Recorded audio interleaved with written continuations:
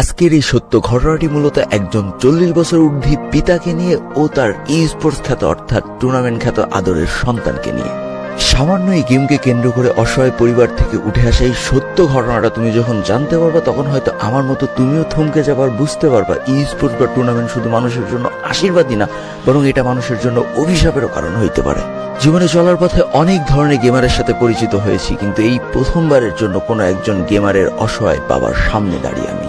তবে এটার শেষটা যে এতটা কষ্টকর এবং হতাশাপূর্ণ হবে সেটা আমি কল্পনাও করতে পারিনি। এটার জন্যই তোমাদের কাছে শেয়ার করতে চলে আসা।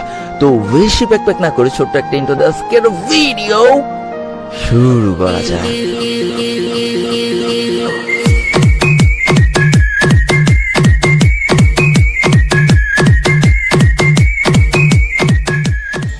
যারা এই ফ্রি ফায়ার গেমকে ভালোবাসে, যারা 12 লল গেমারকে ভালোবাসে, শুধুমাত্র এই ভালোবাসার তাগিদে আমার বাসা পর্যন্ত চলে এসেছে দেখা করতে, এমন ঘটনা ঘটেছে আমার জীবনে বহুবার। কিন্তু জীবনে এই প্রথমবারের জন্য আমার সাথে এমন একটা মানুষ দেখা করতে এসেছে যে না তো এই ফ্রি ফায়ার গেম সম্পর্কে কিছু বোঝে, না তো এই ফ্রি ফায়ার গেমটাকে ভালোবাসে, বরং সেদিন শেষে একজন গেমারের বাবা। আমি তার চোখে মুখে এবং কথা বলার ভঙ্গিতে স্পষ্ট অসহায়ত্ব ফিল করতে পারছিলাম। যার বয়স ছিল আমার থেকে অনেক সিনিয়র, 40+। তার মুখ থেকে যখন প্রথমবার শুনেছিলাম যে আপনি কি 12 লল গেমার, তখন কিছু সময়ের জন্য হতবাক হয়ে গিয়েছিলাম যে আসলে আমার সাথে এটা কি ঘটছে। তারপর সেই অসহায় মুখে ছোট্ট একটা হাসি দিয়ে আবারও তিনি বললেন, জানো বাবা, সেই সকাল ধরে তোমার বাসাটা অনেক কষ্ট করে খুঁজে বের করেছি, কিন্তু তারপরেও আমার কিছু যায় আসে না, কারণ আমাকে তোমার কাছে আসতেই হতো। আমি তোমার কাছ থেকে কিছু ব্যাপারের সত্যতা সম্পর্কে জানতে এসেছি। এরপর পুরো ঘটনাটা সেই গেমারের বাবার মুখ থেকে শোনা, যেটা ঘটে গিয়েছে আমাদের নিজ জেলায়। তবে আমি সেই পরিবারের ঠিকানাটা গোপন রাখতে চাই, কারণ আমাদের এই গল্পগুলো মানুষের কাছে শেয়ার করা হয় শুধুমাত্র একটা নির্দিষ্ট ব্যক্তিকে উপরে তোলার জন্য বা নিচে নামানোর জন্য নয়, বরং এই গল্পগুলো থেকে হাজার হাজার মানুষ যেন কিছু শিখতে পারে সেটার জন্যই তোমাদের সামনে উপস্থাপন করা হয়। তো এই পরিবারটার বসবাস যশোর জেলার ছোট্ট একটা গ্রামে, ছোট্ট একটা সুখের সংসার। তো সেই অসহায় পিতার মুখে শুনেছিলাম তাদের পরিবারের সদস্য বলতে তিনি, তার স্ত্রী, তার আদরের একটা মেয়ে আর আদরের একটা ছোট্ট ছেলে আছে। গ্রামের অধিকাংশ মানুষ যেমন কৃষিকাজের সাথে জড়িত, তেমন এইখানেও ব্যতিক্রম না। আমার সাথে যে মানুষটা দেখা করতে এসেছিল তিনিও একজন কৃষক। বিশ্বাস করো, সেই বাবাটা যখন আমাকে বলেছিল যে দেখো বাবা, আমি কৃষি কাজ করি, আমার হাতের অবস্থা, তখন বুঝতে পেরেছিলাম একজন কঠোর পরিশ্রমকারী মানুষের হাত কেমন হয়। তাদের নিজেদের থাকার মধ্যে ছোট্ট একটা টিনের কুড়ে ঘর রয়েছে আর কিছু জমি রয়েছে যেগুলো চাষবাস করে তাদের সংসারটা বর্তমান চলছে। ওই যে গানের একটা লাইন আছে না, ধনীরে ধন দিলা, গরিবের তুইলা পিঠের ছাল। তো ওই দিন ওই লোকটার হাত দেখে আমি বুঝতে পেরেছিলাম এই কথার মিনিং। তারপরেও 1 সেকেন্ডের জন্য ওই মানুষটার মুখ থেকে আমি হাসি ফুরাতে দেখি। তারপর একটা দীর্ঘ নিঃশ্বাস নিয়ে ওই লোকটা বলল, বাবা রে, চাষবাস করে কি আর জীবন চলে? সকালে নুন আনতে বিকেলে পান্তা ফুরে যায়, তারপরে ঘরে আবার মেয়ে বড় হচ্ছিল। কিন্তু তারপর জানো বাবা, এই যে 7-8 মাস হলো আমি আমার মেয়েটাকে বিয়ে দিয়ে দিয়েছি। এখন আমি, আমার স্ত্রী আর ওই ছোট ছেলেকে নিয়ে আমাদের সংসার। কিন্তু বাবা, আমি এখন আমার ছেলেকে নিয়ে কি করতে পারি? এই প্রশ্নটা শোনার পরে হঠাৎ করে আমি একটু অবাক হয়ে গিয়েছিলাম। তারপর আমি জিজ্ঞেস করলাম যে কি হয়েছে আঙ্কেল, কি এমন ঘটেছে, আমার কাছে সবটা খুলে বলেন। এরপর তিনি বলতে শুরু করেন, দেখো বাবা, আমি ছিলাম ছোটবেলায় এতিম মানুষ, এর বাড়ি ঠেলা খেয়ে ওর বাড়ি ঠেলা খেয়ে এইভাবে মানুষ হয়েছি। পড়াশোনা করার সেইভাবে কোনোদিন সুযোগ পাইনি। তারপরে অনেক কষ্ট করে একটা টিনের বাড়ি তুললাম, অল্প কিছু জমি ছিল, সেইগুলোতে চাষবাস করে আমি আস্তে আস্তে নিজের সংসারটারে গোছানোর চেষ্টা করছি। আমি কখনো চাইনি যে আমি যেভাবে কষ্ট পেয়ে মানুষ হয়েছি, এর ওর দুয়ারে লাঠি ঝাঁটা খেয়ে মানুষ হয়েছি, সেইভাবে আমার সন্তানরাও এত কষ্ট পেয়ে মানুষ হোক। এই জন্য আমার একটাই ইচ্ছা ছিল, আমার শরীরের শেষ রক্তবিন্দু পর্যন্ত আমি আমার সন্তানদের জন্য করে যাব। তবে আমি এতটাই অক্ষম পিতা যে আমার মেয়েটা 15 বছর বয়সে বোঝা হয়ে গেল, তাকে আমার বিয়ে দিয়ে দিতে হয়েছে। জানো বাবা, আমার অনেক কষ্ট করতে হয়। সেই সকালবেলা উঠে মাঠে চলে যায়, সারাটা দিন রোদে পুড়ি, বৃষ্টিতে ভিজি, তারপরে আমার কাজ করে যেতে হয়। সেই বিকেলবেলা আবার বাড়ি আসে। আমি কখনো চাইনি যে আমার আদরের ছেলেটাও এই কাজের সাথে জড়িয়ে যাক। আমি এটা কখনো মেনে নিতে পারবো না। এই জন্য আমার উপর দিয়ে যত কষ্ট, যত ঝড় তুফান যাক না কেন, আমি আমার সন্তানকে পড়াশোনা করাচ্ছি যাতে বড় হয়ে ও কিছু করে খেতে পারে। কিন্তু কিছু মাস যাবত আমি লক্ষ্য করছি আমার ছেলের পড়াশোনার প্রতি আর কোনো মনই নেই। সারাদিন বন্ধু বান্ধবের সাথে মাঠের এক কোনায় বসে এই যে ফ্রি ফায়ার গেমটা সারাদিন খেলে যাচ্ছে। তো এলাকা অনেক লোকজন আমাকে ধরে বলতে লাগলো আমার ছেলেটা নাকি নষ্ট হয়ে যাচ্ছে, আমার ছেলেটা নাকি সারাদিন ফোন টিপে বেড়ায়, আমার ছেলেটা নাকি আর পড়াশোনা হবে না। তো এই ব্যাপারটা নিয়ে আমি অনেক চিন্তিত হয়ে পড়ি। এরপরে আমি একদিন তার কাছে জিজ্ঞেস করি, সরাসরি প্রশ্ন করি, একটাই মাত্র ছেলে তো, তার উপরে রাগ দেখাইতে কোনোদিন পারিনি আর হয়তো পারবো না। আমি সেদিন ঠান্ডা মাথায় জিজ্ঞেস করেছিলাম যে আব্বু, তোমার নামে কিন্তু সবাই এইভাবে কমপ্লেন দিচ্ছে, তোমার নামে কিন্তু সবাই সমালোচনা করছে, তুমি আসলে কি করো আমার একটু বোঝাও তো। আমি তো আজ পর্যন্ত তোমার কোনো কাজে বাধা দিইনি, আর আমার বিশ্বাস আছে যে আমার সন্তান কোনো খারাপ কাজে যাবেও না, খারাপ পথে যাবেও না। তো তুমি কি করো সবাই 4-5 জন মিলে বসে, আমাকে একটু বোঝাও তো, এতে কি আসলেই কোনো লাভ আছে? তো এরপর ছেলে আমাকে বোঝাচ্ছে যে আমার পড়াশোনা করতে অতটা ভাল লাগে না, আমার গেম খেলতে খুব ভাল লাগে। এই কথা যখন শুনেছি তখন আমি ওকে মারতে যাচ্ছি, তা ওর মা আমাকে ঠেকালো। তারপরে আবার ছেলে আমাকে বোঝাচ্ছে এই যে যারা ফুটবল খেলে, ক্রিকেট খেলে, জাতীয় টিমে চান্স পায়, এদের কিন্তু অনেক নাম ডাক। আমি বলছি হ্যাঁ, এদের তো নাম ডাক, এরা অনেক টাকা ইনকামও করে, কিন্তু বাবা তুমি তো আর ফুটবল খেলো না, ক্রিকেট খেলো না। তো তারপর আমার ছেলে আমাকে বলছে যে এইটাও নাকি ফুটবল ক্রিকেটের মতো। তা আমি তো প্রথমে একদম বিশ্বাস করিনি। তারপরে আমার অনেক ভিডিও দেখালো যে দেখো এরা ভালো খেলে, এরা বাইরের দেশে টুর্নামেন্ট খেলতে যাচ্ছে, লাখ লাখ টাকা ইনকাম করছে, অনেকে ছবি তুলতেছে, তোমার ভিডিও আমাকে দেখাইছে বাবা। তারপরে আমার ছেলে আরো বোঝাইতে লাগলো সে নাকি অনেক ভালো খেলে, তার নাকি অনেক ভালো ভালো জায়গা থেকে ডাকছে, বেতন দিতে চাচ্ছে। তারপরে সে তোমাদের ভিডিও দেখানোর পরে আমাকে আরো বোঝাইতে লাগলো সেও নাকি এত ভালো খেলে, তাকে নাকি বাইরের থেকে সবাই ডাকতেছে, তাকে নাকি টাকা পয়সা দিতে চাচ্ছে। তো এই কথাটা শোনার পরে আমি আর তার কথা বিশ্বাস করি না। আমি বলছি তুই আমার এইসব নয় ছয় বুঝাস না, তুই ফোনটা রেখে পড়তে চলে যা। তো আমার ছেলে পড়তে চলে গেল।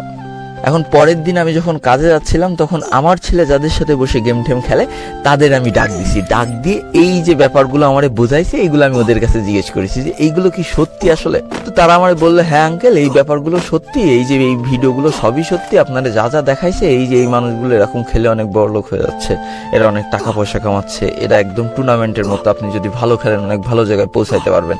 তো এইভাবে বেশ কয়েকটা দিন কেটে গেল। আমি আমার ছেলের উপরে ওইভাবে জোরাজোরি কিছু করিনি, কারণ আমি চাই যে ও যেটারে ভালোবাসে সেটা নিয়েই থাকুক। তো এরপর হয়েছে কি, মাস 2 আগে ওর ফোনটা হঠাৎ করে নষ্ট হয়ে যায়। এরপরে ও একদিন রাত্রেবেলা হঠাৎ করে আমার কাছে এসে বলছে যে আব্বু আমার একটা ফোন লাগবে। তো আমি ওরে বললাম যে কিছুদিন পরে তোমার পরীক্ষা, এখন আর ফোন কিনা লাগবে না, আমার হাতেও টাকা পয়সা নেই, টাকা পয়সা আসুক, কয়েকদিন পরে ফোনটা কিনো। তো এরপর ও হঠাৎ করে রুমে গেল, ওইখান থেকে ও 9,000 টাকা নিয়ে এসছে। নিয়ে আসার পরে বলছে এই দেখো আব্বু, আমি গেম খেলে 9,000 টাকা ইনকাম করছি, এখন যদি তুমি আমার ফোন কিনে না দাও তাহলে আমি অনেক পিছায় পড়বো। তো এটা দেখার পরে আমি হঠাৎ করে চিন্তা করছি কি রে, আমার ছেলে এতগুলো টাকা ইনকাম করলো ফ্রি ফায়ার গেম থেকে, তাইলে তো কিছু একটা করা লাগে। আমি আমার ছেলের কাছে জিজ্ঞেস করলাম যে আব্বু তুমি কি ফোন কিনবা, কত টাকা? আমার কাছে তো অত টাকা নেই, আমি যদি 5-7 হাজার টাকা দিই, 15-20 হাজার টাকার মধ্যে তুমি একটা ফোন কিনতে পারবা না? তো আমার ছেলে বললো যে এখন আর আমার সেই 15-20 হাজার টাকার ফোনে হবে না, আমার এখন 1 লাখ টাকা লাগবে। আমার তো পুরো মাথায় হাত, আমি আসলে বুঝতে পারছি না যে আমার এখন কি করা উচিত। তো আমি 3 জন মিলে বসে রয়েছি, আমি, আমার ওয়াইফ আর আমার ছেলে। তো আমরা 3 জন মিলে যুক্তি পরামর্শ করছি যে এতগুলো টাকা এখন কনে পাবো। তো তারপর চিন্তা করলাম যে আমার যে জমিটুকু আছে, যে এই জমিতে আমি চাষবাস করে খাই, ওই জমিটা যদি আমি কোনো জায়গায় বন্ধক দিই তাহলে 70-80 হাজার টাকা মতো আমি পেতে পারি। তো তারপর আমার ছেলে আমাকে বললো যে আব্বু তুমি ওই জমিটা দেখায় আমাকে কিস্তি তুলে একটা ফোন কিনে দাও, আমি তো গেম খেলে ইনকাম করছি, তাহলে আমি এইখান থেকে আস্তে আস্তে কিস্তি শোধে করে দেবো। ভালো কথা, আমার জীবনের শেষ সম্বলটুকু আমি বন্ধক দিয়ে কিস্তি তুলে আমার ছেলের হাতে 65,000 টাকা দিলাম। তারপরের দিন ফোন কিনে নিয়ে আসে, এই বড় একটা ফোন। আমি জীবনে অমন ফোন দেখিনি, আসলে ওই ফোনের দাম যে এত হয় আমি এটাও কখনো বুঝতে পারিনি। দেখো বাবা, আমি বাটন ফোন ইউজ করি, আমার এই বাটন ফোন দেখাচ্ছে, তো সে বাটন ফোনের মনে করো কোনো অক্ষরও বোঝা যাচ্ছে না ওইভাবে। এরপরে জিজ্ঞেস করলাম যে তারপর কি হইল আঙ্কেল? এরপর আবারও জীবনের গতিতে চলতে শুরু করলো। হঠাৎ 1 মাস পরে কিস্তির লোকরা যখন আসলো তখন আমার ছেলে ওদের কিস্তি দিতে পারলো না, বললো যে পরের মাসে দেবে। এখন বা পরের মাসেও এসেছে, পরের মাসেও আমার ছেলে কোনো টাকা পয়সা দিইনি। তো ওই দিন আমার ছেলেকে আবার ডেকে আমি জিজ্ঞেস করেছি যে তুই বললি কিস্তি তুলে ফোন কিনে দিতে, তুই নাকি গেম খেলে সব টাকা শোধে করে দিবি, কিস্তি এখন 2 মাস পার হয়ে গেল, তুই এখনো টাকা দিচ্ছিস না, ওরা তো আমার বাসায় টিকতে দিচ্ছে না। তো আমার ছেলে আমাকে কি বললো আমি অতটা স্পষ্টভাবে বুঝতে পারিনি। ও বললো নাকি কোন জায়গায় থাকতো, ওই জায়গায় ওর খেলা অনেক ভালো ছিল কিন্তু ওরা অত টাকা দিত না, এই জন্য একটা নতুন জায়গায় যাবে, সেই জায়গায় নাকি ওর অনেক টাকা দেবে। তা আমি এই কথা বিশ্বাস করিনি, আমি আর ওর পরে খুবই রাগারাগি করেছি, ওর গায়ে হাত তুলেছি, ফোন সব কেড়ে নিছি। এখন কি করবো, ওই ফোন বেচে তো আমার কিস্তির টাকা দেওয়া লাগবে। তো আমার ছেলে আমাকে তোমার ঠিকানাটা দিয়ে বললো যে এই লোকটার সাথে একটু কথা বলে আসো, যে আমি যেই কথাগুলো তোমারে বলছি এগুলো সত্যি কিনা। তো এতক্ষণ পর আমি তো একজন গেমার, তো ওই বাবার মুখ থেকে সমস্ত ঘটনা শুনতে পেরে আমি আসল কাহিনীটা বুঝতে পেরেছি। তো এরপরে আমি ওই আঙ্কেলকে বোঝাইতে লাগলাম যে আঙ্কেল দেখেন আপনার ছেলে হয়তো বা সঠিক কথা বলেছে, সে অনেক ভালো খেলে। তো এই কথাটা শোনার পরে হঠাৎ করেই ওই বাবার চোখ দিয়ে পানি পড়ছে যে তার ছেলে তালি আসলেই কিছু করতে পারবে বা করে দেখাচ্ছে, এই কথাটা উপলব্ধি করতে পেরে সেই বাবা হয়তো কাঁদতেছে। তো সেইখান থেকে আমি চিন্তা করলাম যে প্রথমে আগে আমার এই বাবাকে বোঝাইতে হবে। তো আমি আঙ্কেলকে বোঝাইলাম যে আঙ্কেল আপনি এই ফোনটা বিক্রি করেন না, আপনি হচ্ছে এই ফোনটা আপনার ছেলেকে দেন, আর যদি সে ভালো খেলে তাকে অবশ্যই অ্যাপ্রিসিয়েট করেন, তাকে উৎসাহ করেন। আমি হয়তো তাকে এমন একটা জায়গায় পজিশনে পৌঁছে দিতে পারবো, যেহেতু সে ভালো খেলে, টুর্নামেন্ট খেলে টাকা ইনকাম করার স্বপ্ন দেখছে, তার মানে অবশ্যই সে ভালো খেলে। তো আমি এমন একটা জায়গায় তাকে পৌঁছে দিতে পারবো, একটা ভালো টিমের সাথে যোগ দিয়ে দিতে পারবো, যেখানে মাসে তাকে হিউজ অ্যামাউন্ট দিয়ে হয়তো ডেকে নেবে কোনো টিমে, বা ভালো খেলার জন্য সে টাকা পয়সা পাবে, এরপরে ভবিষ্যতে সে আরও ভালো জায়গায় পৌঁছাইতে পারে। যেমন বাংলাদেশে যেসব স্পোর্টস টিম আছে, স্পোর্টস প্লেয়ার আছে, আর এসকে ব্লেড, কুট্টু, শুভ, এরা কিন্তু অনেক ভালো ভালো পজিশনে পৌঁছে গেছে। এরকম যদি একজন প্লেয়ার আমি বানাই দিতে পারি, একটা পরিবারও বেঁচে গেল, সব কিছু বেঁচে গেল। তো সেই অনুপাতে আমি আঙ্কেলকে বোঝাইলাম, তো আঙ্কেল আমার কথাটা বুঝলো, বোঝার পরে বলছে আচ্ছা ঠিক আছে বাবা, তাহলে আমি হচ্ছে ফোনটা দিয়ে দেবো, আর ওকে বলবো যে এই ভাইয়ের সাথে যোগাযোগ করে, এই ভাইয়া হয়তো তবে তোমার সাথে দিয়ে দেবো। তাই বললো হ্যাঁ আঙ্কেল, ওকে আমার এই ফোন নাম্বার নিয়ে যায় আমার সাথে কন্ট্যাক্ট করতে বলেন। তো ওই দিন রাত্রে ওই ছেলে আমাকে ফোন দিল, ফোন দিয়ে বলতো যে হ্যাঁ এরকম আমার আব্বু গেছিল, তো আব্বুর আপনি সুন্দরভাবে বুঝাইছেন, তার জন্য অনেক ধন্যবাদ। আব্বু আমার থেকে দেখলাম আপনাকে অনেক বেশি বিশ্বাস করলো। অবশ্যই আমি ওইভাবে হয়তো বিশ্বাস রাখার যোগ্যতা অর্জন করছি, এই জন্য আমাকে বিশ্বাস করেছে। এখন তোমার বিশ্বাস রাখার পালা, তুমি ভালো করে ভালো জায়গায় পৌঁছাও। তা তুমি কি কোনো টিমে আসো? তো আমাকে বললো না ভাই, আমি এমনি গ্রামে আমাদের 4-5 জন মিলে একটা টিম করেছিলাম, তো আমরা খেলে খেলে কোনো রকম ইনকাম করতাম, কিন্তু আমি ভালো খেলি, ওরা অতটাও ভালো খেলে না, এই জন্য আমাদের টিমটা কোনোভাবে আগাইতে পারছে না। তো আমি চিন্তা করলাম এর যদি কোনো ভালো একটা জায়গায় ঢুকিয়ে দেওয়া যায়, ভালো একটা স্পোর্টস টিমে ঢুকিয়ে দেওয়া যায়, খেলাটা হয়তো ভালো কিছু করবে। তো সেই দৃষ্টিকোণ থেকে আমি ওরে বললাম যে ট্রাই আউট নেওয়ার জন্য, যে তাহলে চলো একসাথে গেম খেলা শুরু করি, আমি তোমাকে অবশ্যই ভালো একটা টিমে ঢুকাই দেবো। কারণ যদি ভাই আমি একটা এই যে কুট্টুস আর এসকে ব্লেড, শুভ, এদের মধ্যে একটা প্লেয়ার তৈরি করতে পারি, দিন শেষে আমারও একটা নাম হবে, আমার হাত থেকে একটা প্লেয়ার উঠে আসলো, ভালো জায়গায় গেল, আমার এইটাই আমার ভালো লাগার জায়গা। তো আমি বললাম যে চলো একসাথে গেম খেলি। তো ওরে নিয়ে আমি 5টা র্যাঙ্ক ম্যাচ খেলেছি, 5টা র্যাঙ্ক ম্যাচে কিল করেছে 4টে। তো আমি প্রথম ব্যাপারটা উপলব্ধি করতে পেরেছি যে ভাই মনে হয় ইউটিউবারের সাথে খেলছে। আমারও প্রথম এমন হয়েছে, বড় কোনো মানুষের সাথে খেলতে গেলে, বড় কোনো প্লেয়ারের সাথে খেলতে গেলে হাত পা কাঁপতো, আমি কিল করতে পারতাম। তো ও আমাকে এই কথা বললো যে ভাই আমি অনেক নার্ভাস ফিল করছি, এই জন্য আমি খেলতে পারছি না। তো আমি বিষয়টা মনে করলাম যে তাহলে হয়তো আমি খেললে ও ভালো পারফরমেন্স দেখাইতে পারবে না। তো আমি আমার একটা ছোট যে মানে 3 নম্বর না 4 নম্বর যে স্কোয়াড আছে, তো ওই স্কোয়াডের ঢুকাই দিয়ে টি1 লবিতে পাঠাইছি। তো ভাই টি1 লবিতেও খেলতেই পারে না, ও কিছু বোঝেই না টুর্নামেন্টের। ভাই এই কথাটা শোনার পরে আমি আকাশ থেকে পড়েছি। আমার টিমমেটদের কাছ থেকে যখন শুনলাম যে ভাই এই প্লেয়ারটার আপনি আমাদের টিমে ঢুকাইছেন, এ স্পোর্টস তো দূর, এ ম্যাপ সম্পর্কে অতটা ভালো চেনে না, এই কথাটা শোনার পরে আমি আকাশ থেকে পড়ছি। কি রে, কাহিনী তালি কোথায়? ভাই রে ভাই, অবশেষে আমি বুঝতে পারলাম যে এই পোলাডাই এর বাপরে সম্পূর্ণরূপে ঠকাইছে। তোমার এই জিনিসটা করার আগে একটাবার বিবেকে বাধা দিল না যে আমার বাপটা সারাটা দিন মাঠে কষ্ট করে, আমি এত বড় বড় মিথ্যে কথা দিয়ে আমার বাপের কাছ থেকে এত বড় একটা ফোন কিনি।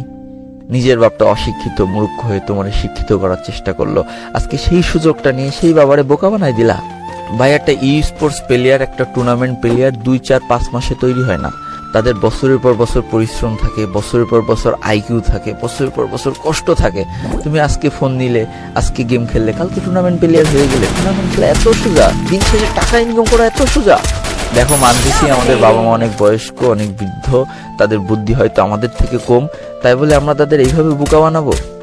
গেম খেলতে না দিলে তাদেরকে বোঝাও যে আমি অবসর টাইমে খেলছি, তাই বলে যে মিথ্যে কথা বলে ভুলভাল বুঝে এইভাবে গেম খেলবে, এগুলো ঠিক না।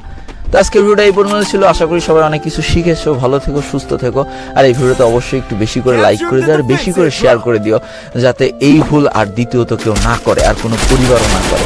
তো টাটা, বাই বাই।